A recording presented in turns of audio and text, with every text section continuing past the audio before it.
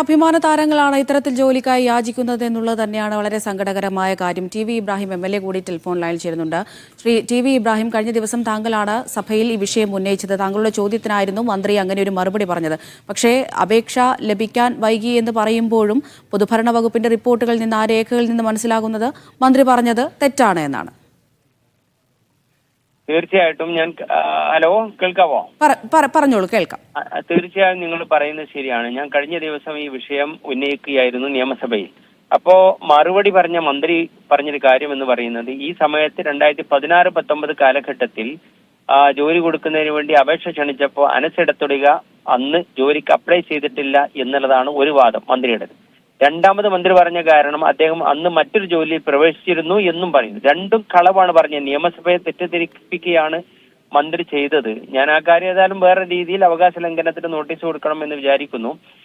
പക്ഷേ ഈ രണ്ട് കളവ് പറഞ്ഞിട്ട് മന്ത്രി നിയമസഭയിൽ നിന്ന് സഭയെ തെറ്റിദ്ധരിപ്പിക്കുകയാണ്, സമൂഹത്തെ തെറ്റിദ്ധരിപ്പിക്കുകയാണ് ചെയ്തത്. പിന്നീട് അനസെടുത്തുകയുമായി ബന്ധപ്പെട്ടപ്പോഴാണ്, നേരത്തെ എനിക്ക് ഈ വിഷയം അറിയാമായിരുന്നു, 2020 12 മാസത്തിൽ പൊതുഭരണ വകുപ്പ് അഡീഷണൽ ചീഫ് സെക്രട്ടറി കൊടുത്ത മറുപടിയിൽ കൃത്യമായി പറഞ്ഞിട്ടുണ്ട്. അനസെടുത്തുകയും അതുപോലെ തന്നെ റിനോ ആന്റോയും കൊടുത്തിരിക്കുന്ന പരാതിയും, ആ പരാതിയിൽ പറഞ്ഞ പ്രകാരം, അപേക്ഷയിൽ പറഞ്ഞിരിക്കുന്ന പ്രകാരം അവർ ജോലിക്ക് അർഹരല്ലെന്നും ഇപ്പോ ഈ വിജ്ഞാപനത്തിൽ പറഞ്ഞിരിക്കുന്ന മാനദണ്ഡങ്ങൾക്ക് വിധേയമായി ഇവർക്ക് ജോലി കൊടുക്കാൻ കഴിയില്ലെന്നും പറഞ്ഞുകൊണ്ടാണ് ആ മറുപടി കൊടുത്തിട്ടുള്ളത്. എന്ന് പറഞ്ഞാൽ അപേക്ഷ കൊടുത്തിരുന്നുവെന്നും ആ അപേക്ഷ പ്രകാരം സ്വീകരിക്കാൻ കഴിയില്ല എന്നുമാണ്. മന്ത്രി പറഞ്ഞ നിയമസഭയിൽ അപേക്ഷ കൊടുത്തിട്ടില്ല എന്നുള്ളതാണ്.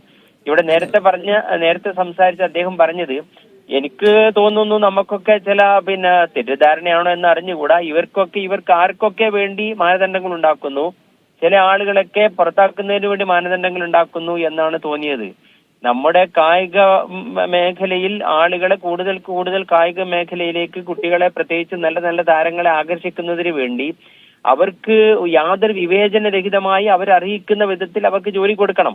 ഇപ്പോ ഫുട്ബോളിൽ 21 അന്താരാഷ്ട്ര മത്സരങ്ങളിൽ ഇന്ത്യയെ പ്രതിനിധാനം ചെയ്യുന്ന ഫുട്ബോൾ താരമാണ് അനസ്. 2015-16 ഇന്ത്യയിലെ ഏറ്റവും മികച്ച ഡിഫൻഡർ എന്നുള്ള ഒരു പട്ടം കൂടി പ്രത്യേകിച്ച് അനസിന് പ്രത്യേകം എടുത്തു പറയേണ്ടതുണ്ട്.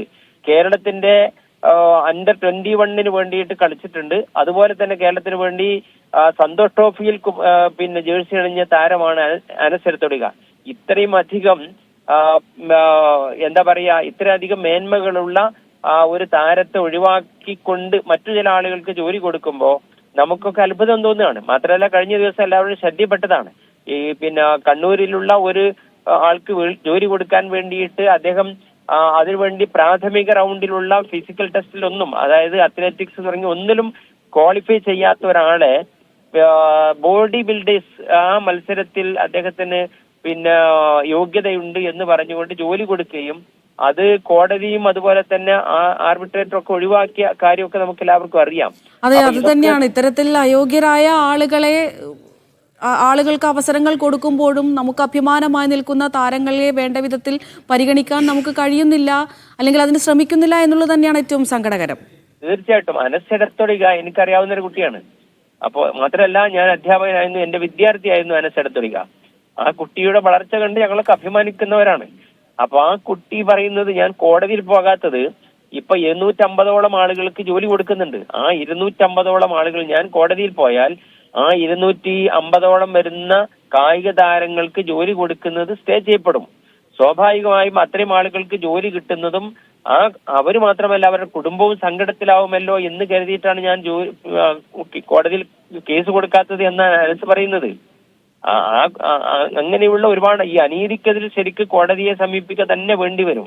ഇത്ര വിവേചനപരമായിട്ടാണ് സംസ്ഥാനത്തെ കായിക വകുപ്പ് മാത്രമല്ല, ഈ അനസെടുത്തുക 2020 PV അബ്ദുൽ വഹാബ് മുഖേന അന്നത്തെ കായിക മന്ത്രി EP ജയരാജനെ കണ്ടിട്ടുണ്ട്.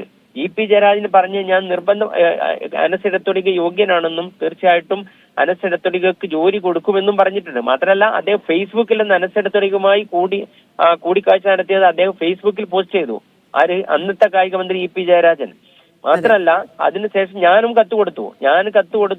പിന്നീട് വന്ന കായിക മന്ത്രി 21-ന് ശേഷം അബ്ദുറഹ്മാൻ എന്നോട് പറഞ്ഞത്, അന്ന് ചെറിയൊരു വിവാദങ്ങൾ, വെറുതെ വിവാദങ്ങൾ ഉണ്ടാക്കാൻ പോകരുതെന്ന് പറയണം, ഇത് തീർച്ചയായിട്ടും മനസ്സ് യോഗ്യനാണെന്നും അനസിന് ജോലി കൊടുക്കുക തന്നെ ചെയ്യുമെന്ന് മന്ത്രിയും ഈ മന്ത്രി അബ്ദുറഹ്മാൻ മന്ത്രി തന്നെ എന്നോട് പറഞ്ഞ കാര്യമാണ്. അതിനിടക്ക് പിന്നെ മന്ത്രിയായിട്ട് നമ്മുടെ ഗോവിന്ദൻ മാഷ് വന്നു, കായിക വകുപ്പ് മന്ത്രിയായിട്ട്. ഗോവിന്ദൻ മാഷും പറഞ്ഞത് അനസിന് ജോലി കൊടുക്കുമെന്ന് തന്നെയാണ്. എന്നിട്ട് ഇവരൊക്കെ ഒരു ഭാഗത്ത് ജോലി കൊടുക്കാമെന്നും പറയുന്നു, ഇപ്പൊ നിയമസഭയിൽ പറയുന്നു അന്ന് അപേക്ഷ കൊടുത്തിട്ടില്ല, അദ്ദേഹം വേറെ ജോലിയിൽ കയറിയിരുന്നു എന്ന്. ഇങ്ങനെയുള്ള ഈ എന്താണ് ആർക്കും മനസ്സിലാകാത്ത ചില ന്യായങ്ങൾ പറഞ്ഞുകൊണ്ട് രക്ഷപ്പെടുകയാണ് ഇവർ ചെയ്യുന്നത്. അതെ, ആ ന്യായങ്ങൾ തന്നെയാണ് മനസ്സിലാവാത്തത്. വളരെയധികം നന്ദി Shri T V Ibrahim MLA പ്രതികരിച്ചതിന്.